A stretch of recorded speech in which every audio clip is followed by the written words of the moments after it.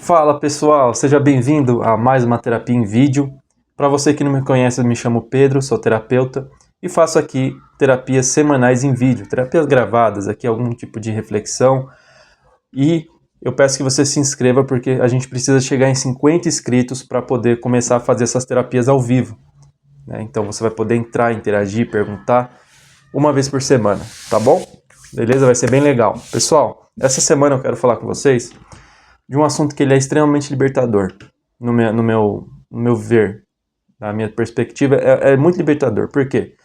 Porque a partir de um certo momento na sua vida, talvez ali no final da adolescência, no meio da adolescência, você começou a traçar objetivos para a tua vida.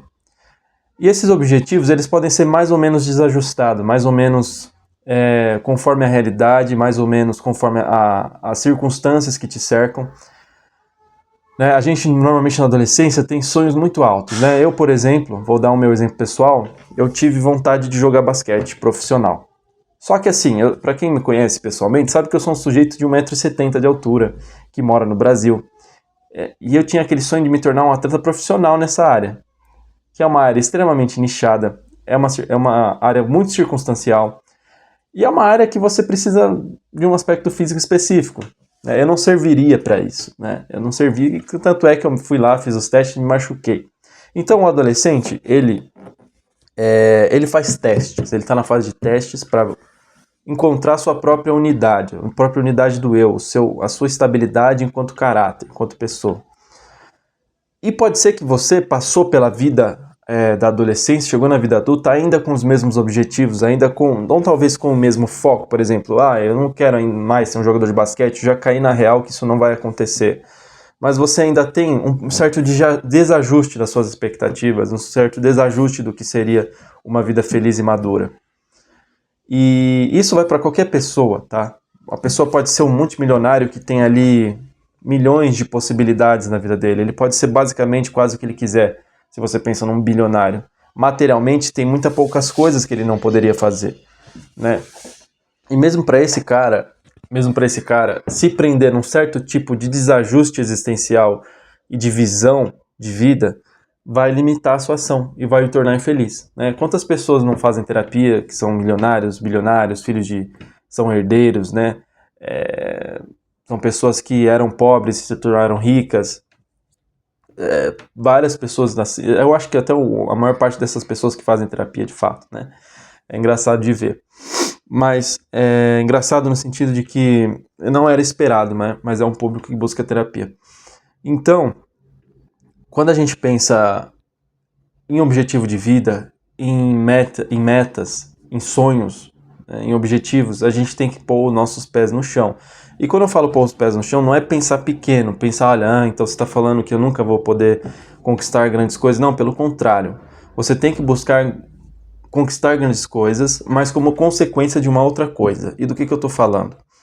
Você tem que se perguntar em certo momento, não o que você quer objetivamente ali conquistar. Por exemplo, eu quero passar no concurso de magistrado. Esse é o meu objetivo de vida. Ok, isso pode continuar sendo seu objetivo de vida, só que um objetivo de vida secundário. Em que sentido? Você é um ser humano e nós temos uma natureza humana que funciona mais ou menos da mesma forma para todo mundo. Mais ou menos, tá? Porque tem muita diferença de uma pessoa para outra, de uma cultura para outra, e eu concordo que existe um certo relativismo. Mas apesar desse certo relativismo, existe uma unidade humana que vai se desenvolver da mesma maneira para todo mundo. E do que eu estou falando? Eu estou falando de formação humana, basicamente. Muito simples, formação humana. E você se perguntar, no final das contas, quem que você quer ser, apesar do que você quer conquistar. Esse deve ser o seu objetivo, você perguntar quem eu quero ser. E como que você faz isso sem abstracionismo, sem, né? Faz um exercício muito simples, terapêutico. Vai num velório. Vai num velório, de fato, de uma pessoa desconhecida. Não precisa ser uma pessoa conhecida sua. Não precisa ter emoção nesse velório. Você não precisa sentir tristeza nem nada. E você não precisa nem observar ali o falecido, o cadáver. O seu objetivo é observar as pessoas ao redor. É observar as pessoas que estão ali naquele enterro, estão ali naquele velório. Você observar como elas reagem, como elas falam daquele defunto, como que elas se olham, como elas olham para o morto. Se tem alguma pessoa, porque eu já ouvi falar, né, de pessoas que iam fazer certos trabalhos ali certos trabalhos missionários ali no cemitério, e alguns velórios não tinham pessoas, o defunto estava sozinho, né? Pensa, né, num velório não tem ninguém.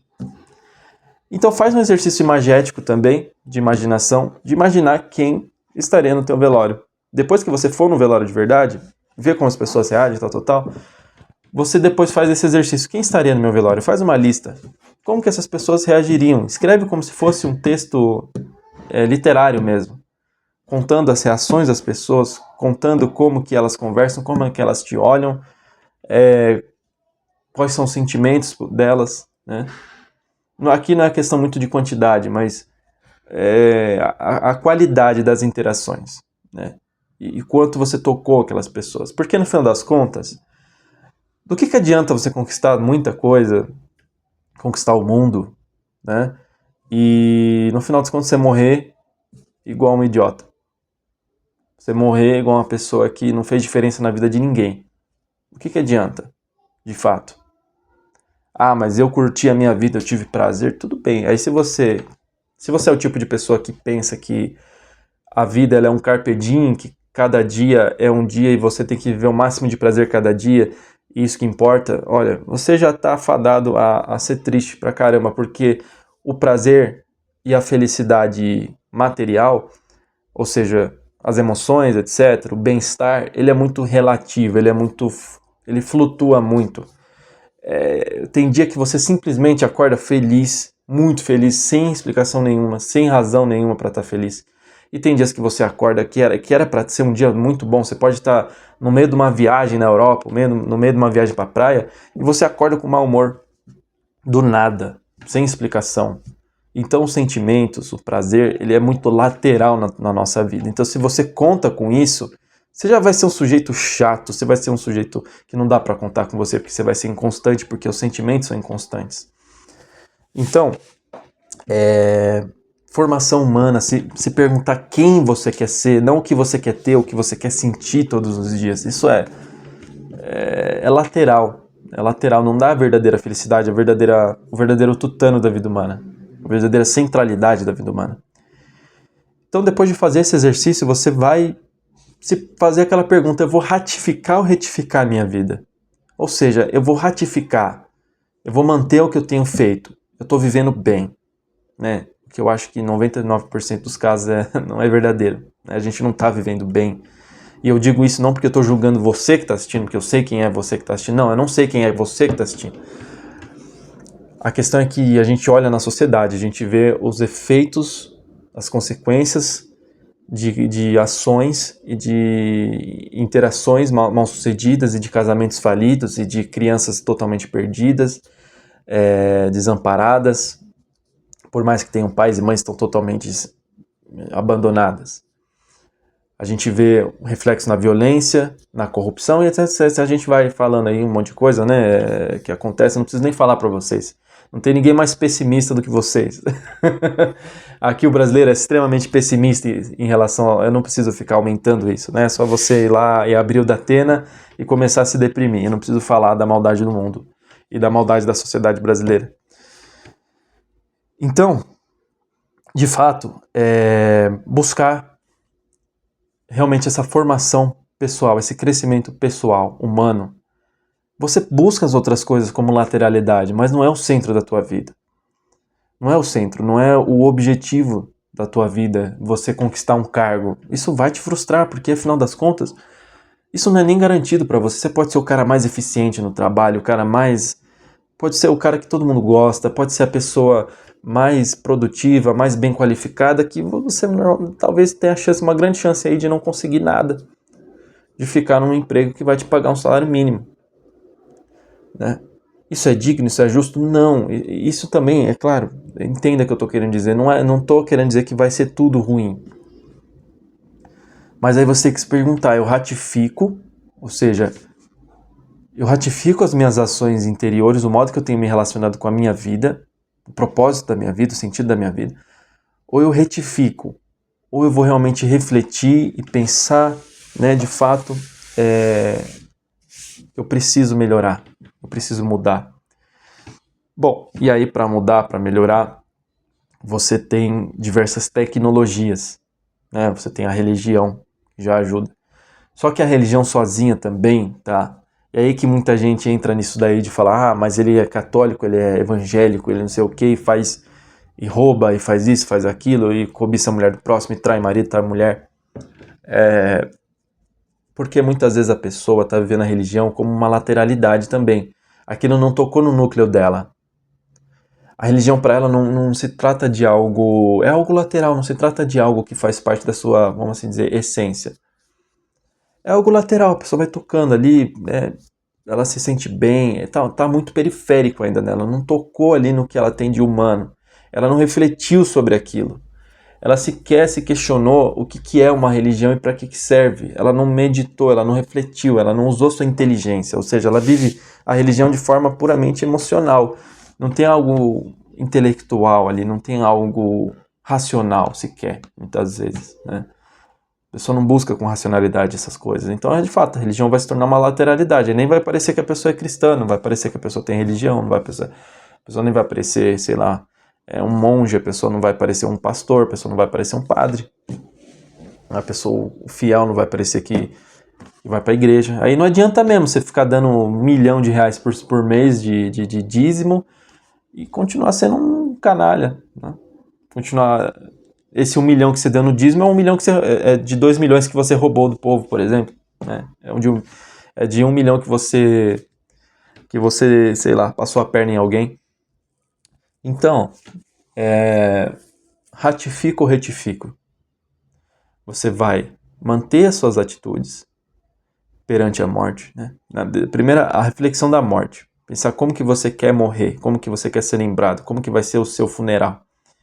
E a partir disso, as minhas ações vão me levar para um final feliz, para uma morte feliz, ou para uma miséria, ou para uma morte ridícula. Ridícula no sentido, não estou querendo dizer, né, humilhar, né? Mas ridículo no sentido de não tem consistência aquilo ali, né? Não tem substância, é ridículo. E totalmente inesperado que um velório não tenha ninguém. Uma pessoa que seja. E isso acontece, tá? E você tem que se perguntar se isso não vai acontecer com você. Você tem que se perguntar o seguinte, olha, eu tinha um grande melhor amigo aqui na minha vida, né? Durante a vida toda, durante 20 anos, eu tinha um cara que eu chamava de melhor amigo. E aí eu morri. E 1 ou 2 semanas depois, esse amigo estava pulando carnaval, né? 1 ou 2 semanas. Às vezes nem isso, 3 dias depois, né? Existe casos assim, já vi casos assim. O cara faleceu e o cara, uma pessoa que era muito próxima, assim, há muitos anos, depois de 2 dias estava postando status, curtindo assim o carnaval, pulando. Aí você pensa, mas aí a vida acontecendo, né? Deixa eu ver esse flash aqui, se fica bom também, né? Acho que não fez diferença, né? Não sei. Deixa assim mesmo. Isso aqui. Tá. Né? Então, reflita sobre isso, reflita sobre sua morte e aposte no que importa, na sua formação humana. E aí, como você se forma? Então, como eu falei, religião ajuda. Praticar as virtudes ajuda. Já é um bom começo, ou seja, bons hábitos mesmo, que vão forjar o teu caráter, tá? E aqui eu não vou entrar muito em detalhes nisso, porque isso já é propriamente a sessão terapêutica, tá? Cada um, se eu começar a dar uma listinha aqui para vocês de ações, de coisas para fazer, cada um vai, né, vocês vão se confundir. Então, cada um tem a sua dinâmica, tem a idade, enfim, tem condições, tem circunstâncias, tem seu emprego que muda muito o aspecto geral da tua vida, né, tem a tua profissão, etc, etc, etc. Para cada um tem um método terapêutico. Eu não vou passar aqui para vocês uma fórmula universal. que eu posso te dizer de forma geral aqui para todo mundo, né? Praticar as virtudes, fortaleza, justiça, temperança, prudência, né? Assim, coisas básicas que eu posso falar aqui para vocês o vício no celular, né? A procrastinação, que todo mundo fala, né? Só que aí também é ajuste, porque muitas vezes a pessoa, já atendi pessoas, né? Já conversei com pessoas que acreditavam que estavam procrastinando, mas a pessoa só estava precisando de fato descansar. É um exemplo, né? Aí a pessoa achou que estava procrastinando, só que a pessoa só estava deitada descansando, entendeu? Porque ela estava exausta por causa de uma rotina pesada de filho, família, gravidez, etc, etc, etc. Então, diminui aí o seu tempo celular, começa a ler 10 páginas de algum livro por dia, começa a fazer exercício, mas isso aqui é muito geral, tá? É muito geral. O que eu posso jogar para vocês são soluções gerais. Aí se você quiser uma solução específica, a gente precisaria conversar, tá bom? Então se você estiver precisando de uma sessão terapêutica também, primeiro link aqui da descrição do vídeo, né? E se inscreve no canal para continuar acompanhando aqui, tá, pessoal? Eu vou nessa que eu tenho que trabalhar, tá bom? Um beijo, fica com Deus, tchau, tchau.